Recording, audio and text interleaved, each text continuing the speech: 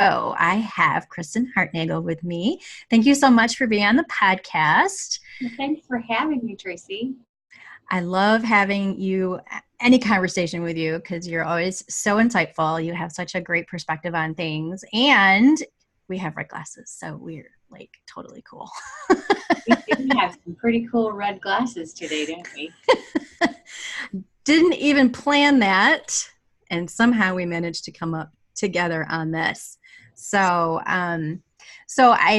as a little bit, since this is a new podcast, I just wanted to mention that I look at menopause through the lens of mind, body, spirit, and then spouse, because we all have relationships in some sort that we have to deal with in one way or another through our menopause journey. But Kristen is a spiritual, I would call leader, but she also has spiritual coaching practice. And so I wanted to talk to her about menopause with spirituality combined. And I just think that's a really unique way of looking at this journey that we're going on in our lives. And so with that, Kristen, can you tell us a little bit about your journey with menopause and how that's impacted your spiritual journey? Well, I would say that mine was a sudden onset because I had a complete hysterectomy back in 2012. So rather than having the gradual, what does the symptom mean? And am I really going through the change or not? It was like, oh, heck yes, we're going to do this right now all at once. And so certainly everything that comes along with that, and it's as individual as a fingerprint for people because not everybody has the same symptoms. Mine really didn't go through mood swings or irritability that I was aware of. Now, you might find different answers if you polled my family and friends, but no, really, I don't think there was a change in my personality or behavior, but there was definitely a change in hot flashes and body temperature and the ability to feel in control of my body. Like I did not know when they were going to come on. And I would say that the way that impacted me spirituality wise is just kind of being able to surrender that, being able to let that go and be at peace with what was happening. So just kind of to have a new respect for what is and finding a new normal. That's so good. I love that you said surrender. And that's something that I struggle with all the time on any given aspect of my life. How would you define or see surrender for you in this experience? Well, I guess my definition of surrender is not the same as like giving up. It's more being at peace that it's all going to work out okay. And I think that really comes from life experience. I know that every time I had something happen that in the middle of it felt like it was going wrong or not the way I expected, or might even cause some conflict or turmoil, that when you get on the other side of it and you can gain perspective that time gives you, that you can see that there's a gift in everything. So to me, surrendering is having that faith that it's all going to work out. It's in your hands, however you define that, whether that's God or the universe, just the faith in knowing and the luxury of life experience. Everything does work out and I can relax and not have to control that. So the way surrendering looks in a daily practice is what is mine to do. I don't need to be in shouldville. Like I don't want to get caught up in what I think should happen, but more show me what is mine to do. And I'm willing to be a vehicle for that kind of guidance. Oh, that's good. I love that. I really do. I think that is something that we can really benefit from, especially in this time of our lives. And we're feeling so out of control. And what can we control? What can't we control? And work forward from there in that mindset. Because that is like, I think, a big one for us as we don't recognize ourselves anymore, right? So what do you think has been the biggest impact for you spiritually for this time of your life? Is it the surrender, or is there something else that you would add to that? Well, I think with surrender comes inner peace and self-love, which is so important. There were so many things going on in my life around that same time. So my story is probably very different from most other people, but around 2012 is when my sister was diagnosed with ovarian cancer, and relatively shortly, both our mom and dad passed away, and my husband's dad passed away. And it's just like, it was the one thing after another. And Yeah. I remember making the decision that I can only do what I can do. And it's not worth putting the pressure on myself to perform in ways that I had been capable of before, because there's a reality to grief, and there's a reality to processing, and there is a grieving in this new body and what is happening. And so feeling out of control was a little bit of an adjustment. So I think that the biggest spiritual epiphanies and growth happened in self-love, being more at peace with who I am, and that trust that comes with surrender. For sure, for sure. Oh my gosh, you had quite an eventful time, and that's something that so many people, I mean, we all have a situation where we lose people, but you really kind of had it all pile on at the same time. It feels like, and that you could come out of this in this way, I think is a testament to you and your ability to really find your center, find your place, find your peace. Like you said, I think that's incredible. And I respect the heck out of you for that. Thank you. You're welcome. So do you think that delving into a spiritual path is important as we go into menopause? Is it more important, or is it maybe significant during this time in our lives?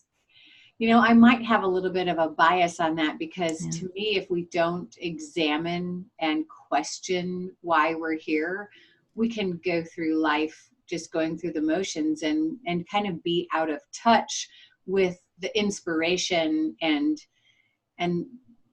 really the connection to our true source and our resource. So spirituality is important at every phase of life, in my opinion. So I'm not sure that I would equate that to being more important during menopause, but I will say that since I've been blessed to have such a spiritual focus for my whole life, that it certainly came in handy when I was going through menopause. But from books that I've read and people that I've studied, and the relationship that I was lucky enough to have with my own family, because we were all really deep into spiritual conversations from the very beginning. So it created a foundation of, I would say, strength and feeling connected that really has been helpful and has served me over the years. Oh, wow. That's awesome. I think that's having that foundation, I think, is a huge, huge help for sure. Oh, shoot. There was a question in there and I had it and I didn't write it down. There's the menopause coming at my brain. That does happen, doesn't it? Hey, yeah. Can you help me know what I was thinking? Can you help me out here? I guess I'll come back to it if it comes back. So, what do you think, since you make a good point about having that foundation to move into menopause and how that can be very helpful. And so what is the piece that you think is important for some of us who maybe either don't have that foundation, or who maybe do but need some shifting because of what's going on and they're not quite connecting anymore? Do you see some kind of area that could be focused on a little bit differently that might be helpful? Yeah, really good question. To me, it really feels like a paradigm shift for most people. Mm. And I'm a very visual person, so I like to try and describe something for you to picture in your mind as you're trying to enhance or develop that connection with that resource. And so if you could picture like an inert object like a ball in your mind, and then see that ball as a ball of light. And now when Mm. you're seeing this ball of light, it's the light is actually going in every direction possible in outward energy. And that really is us. From the time we get Mm. up, we pick up that momentum and we're putting out all of this energy. Now I want you to picture something completely different. I want you to picture like a cone of light coming from above, or maybe like the ray of sunshine. And to me, that ray of sunshine is our source. It's where Mm. all information can be accessed. It's where inspiration is and can come from. It's how you can access guidance and so if you're that outbound ball of light with energy going out in all directions and that ray of sunshine is there for you, it's not asserting any effort to try and get your attention, but it's there for you. But Mm. your ball of light going out in every direction is acting like a shield, so it's not accessible. So it's almost like you have this umbrella that's at the top of your ball of light that is keeping your ability to access that resource from happening to its full extent. So how do we remove that umbrella? How do we thin that layer that is keeping out our ability to connect? And to me, that is intentional time to reduce the level of that outbound energy. So whether that's prayer for you, or if that's meditation, or if that's taking a nap, figure out some time that you can cease to the best of your ability your agenda, and Mm. see that every time you are putting your agenda above that connection, that you're trying to figure things out all for yourself, when Mm. there is so much for you to help you if you could learn how to tune into that better.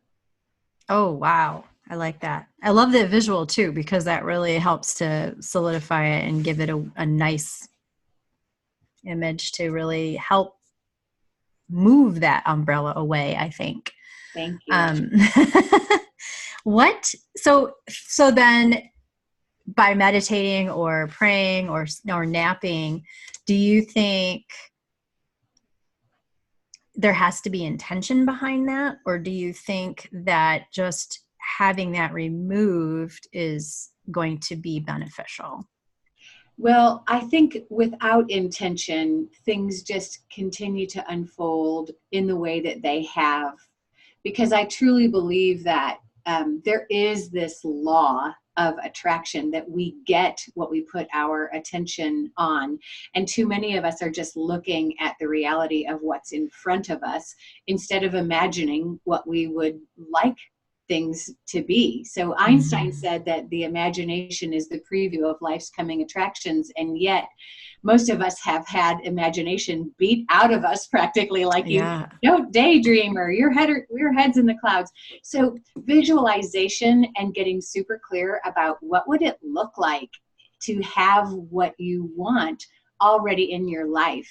Mm-hmm. And on a grander scale, most of us are thinking about what we want to avoid, or the drama that's happening in the world, instead of thinking about what would peace actually look like. So Yeah. let's give some equal playing time to what we would like to see. And I think that that would help a lot. We need to know, we have to see it in our minds before we'll be able to see it in our eyes. So Mm.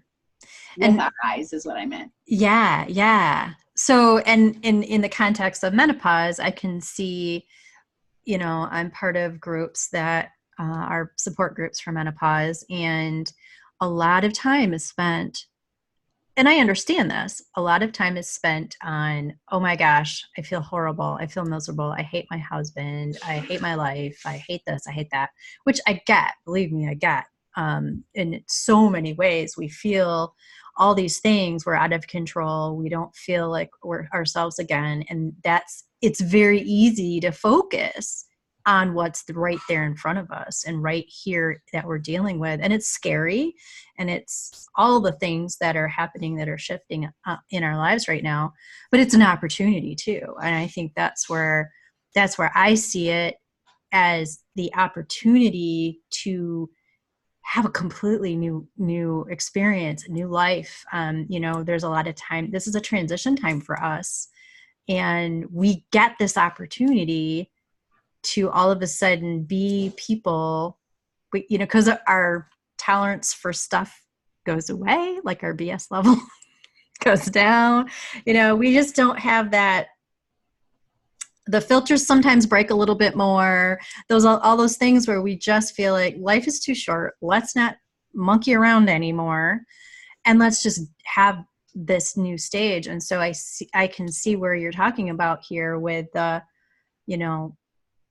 see where you want to be. What do you want this new stage in your life to look like? And I think that is like the big key for a lot of us in every aspect of our life in this stage. I agree. It's almost that a lot of us don't recognize that we are at choice. We're in reaction mode, and we feel like these things are happening to us. And so I have no control. And yet, there's something to be said for acknowledge what is. We can't like live in la la land and right. pretend it's not happening, but it is what it is. And then now what? So I could spend my time listing all the ways my body has let me down, or, that now I'm even more irritable and things are getting to me more. Or we can say, okay, these things are happening. Now I'm really, really clear on what I don't want. What do I want? And remember to give that equal playing time to the best of you, what it could look like, seeing it as an opportunity and a recreation story. And you're so right. There is this element of this BS factor that goes down. You care less about what people think. In fact, I've adopted this. What people think of me is none of my business. And that is such a healthy way to feel.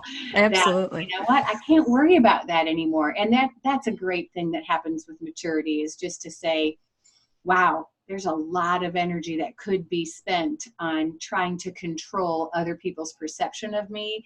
And what's more fun, what's more of an adventure, is just to be myself and see who stays with me for the ride. Absolutely. Oh, yes. I love it. Absolutely. So what would you say are 3 small steps that someone can take, or our listeners can take, to start down this path of changing our perception and changing the way we are currently experiencing menopause in our body, and becoming even a little bit more spiritual in this transition stage? Three things that come to mind. The first is just to be an observer of your own language. And if you can apply a filter, that everybody will benefit from that. I think that we can all think of people in our lives that represent the glass half full or the glass half empty dynamic. And when you really look at what's happening, the people who complain a lot, they have a lot to complain about. And if something good happens in their life, it doesn't seem to last long before they're like back at that emotional set level of things going wrong. And on the flip side, there's these energy elevators who are, optimistic and joy filled, and things are always going their way. And it's like, how do I get more of that? Right, exactly. If something bad happens, it doesn't tend to keep them down. And before long, they bounce right back to being that magnet for good things. And I think that is something people think is out of their control. You're either born with that energy, like emotional set point, or you're not. And I disagree. I think it's the people who are really working on shaping that are thinking about what they're thinking about, and they're thinking about what they give energy to and put words to. And they're really careful about only talking about what they want more of, only talking about, the vision, and finding the things to be joyful about in the moment. Now, that does not mean to be, have blinders on and be a Pollyanna. It's just thinking of the choice that you have, and not complaining, because what does that do? How does that help anybody? But have a community. So number 2 is, you can do this all alone, but what is the fun in that? Right. There are people who are going through this, and to have your sisters to be able to be real with. And so this might sound like it's flying in the face of number 1, but when you do have people that you can let your hair down with and get real with, that is also liberating, that you have that tribe, or it's really like the lap you can crawl into. And so that can be people that are real going through this together. And it can also be that resource that we tap into if you're meditating, to really kind of feel that universal love that's out there for you, because we are never alone. So I like to make sure I'm trying to connect with community, either people who are going through this or that resource that we talked about before. And then number 3 is to make sure that every day I am spending time in imagination. I want to think about what could happen. And so one of my favorite affirmations, or just phrases that I repeat a lot, is, how can it get any better than this? And when I first heard that, the person who was sharing it with me was at the lowest of their low. And it was almost like throwing in the towel, like, how can it get any better than this? Because it was like, I can't even see that it could get any, I'm at rock bottom. But as we were talking and doing some coaching work together, it really shifted. And the only thing that shifted was the attitude behind it, was the energy behind it, just to delightfully throw your head up to the sky and proclaim, how can it get any better than this? And so to kind of share a story about that, when my sister was going through her cancer journey, she was saying that, life is like contractions and expansion. And it's as reliable as breathing. Every time something is contracting and I don't like it, and it feels like conflict or disappointment or whatever you want to label something that's not positive, it's always followed by an expansion, something that gets better. And we can't rely on that joy to last either, because every expansion is followed by yet another contraction. And that's really the evolution of what we're all going through. So instead of being in a contraction, wanting to do everything in my power to get the heck out of there, and trying to get hung up in the how, just to have the faith. This is going back to surrender, to say, I know it's going to get back to some form of better. So I can't wait to see what's next. How can it get any better than this? That's awesome. That's awesome. And that is really, talk about full circle. And it's so true. I mean, we have been around the block a few times at this point in our lives, and we know that there are cycles and seasons, and whether and how we deal with them or how we look at them is really going to matter more for us and our internal, how we handle things, than anything else, because everything on the outside is going to continue its cycle. It's going to continue its progression. And so we just have to look at it in a different way. And I really like the way that your sister and you have put that out there. That's awesome. Yeah. I remembered my question a couple questions ago, but so do you have any books or any resources on spirituality that you think would be particularly beneficial? I'm a book person, so I always look for books and resources, but that would be beneficial for someone in this transition, this menopause transition, you know, obviously not necessarily geared at menopause, but just anything spiritual wise that you might off the top of your head, because we didn't prepare this question.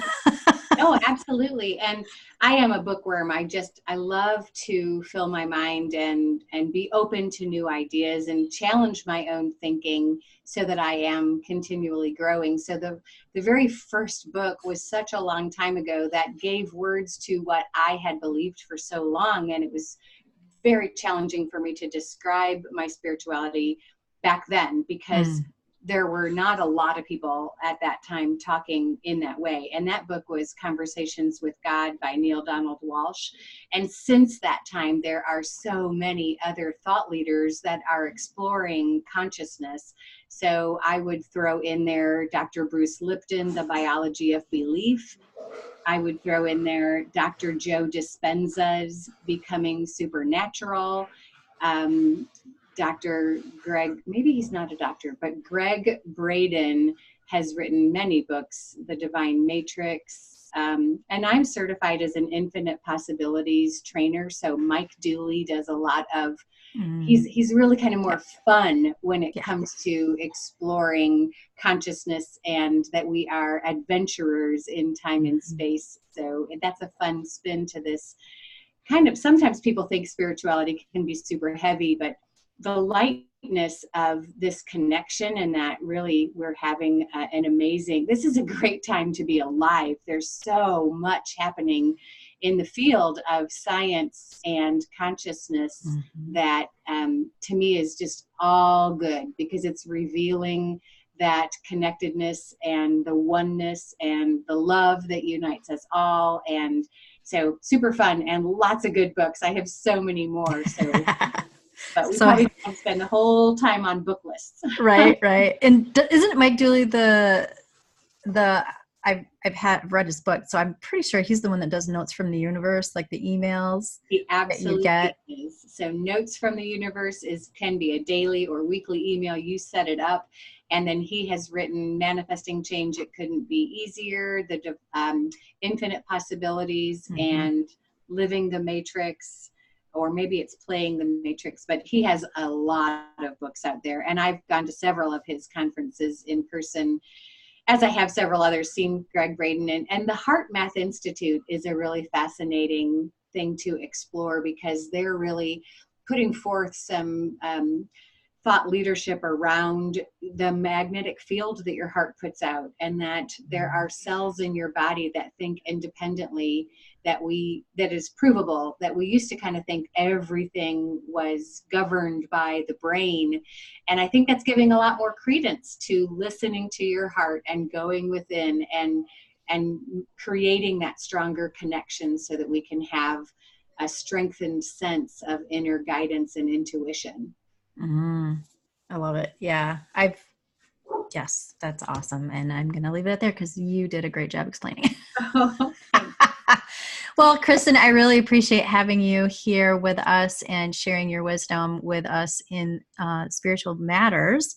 And I'm going to just ask really quickly so that the listeners can find you, since you are amazing and a rock star and everyone should seek you out. Where should people go to learn more about you and your coaching? And as an aside, you're a personal brand strategist as well. So they can also work with you if they are in the personal brand realm or looking for one. Where can they find you? Well, it might be good if anybody wants to have like an exploratory call, they can just go to my calendar and set an appointment. And that would be Calendly, which is calendly.com/Kristen, which is KRISTEN-55. And if you can put that in the show notes, it'll be a link and it'll be easier. But calendly.com/Kristen-55 is a link to my calendar. But you could also check out my website, which is KristenHartnagel.com. And that's where you can learn a little bit more about personal branding and about my spiritual coaching. Awesome. Yes, we will definitely have those links in the show notes and make sure everyone has the ability to click on those to get in touch with you.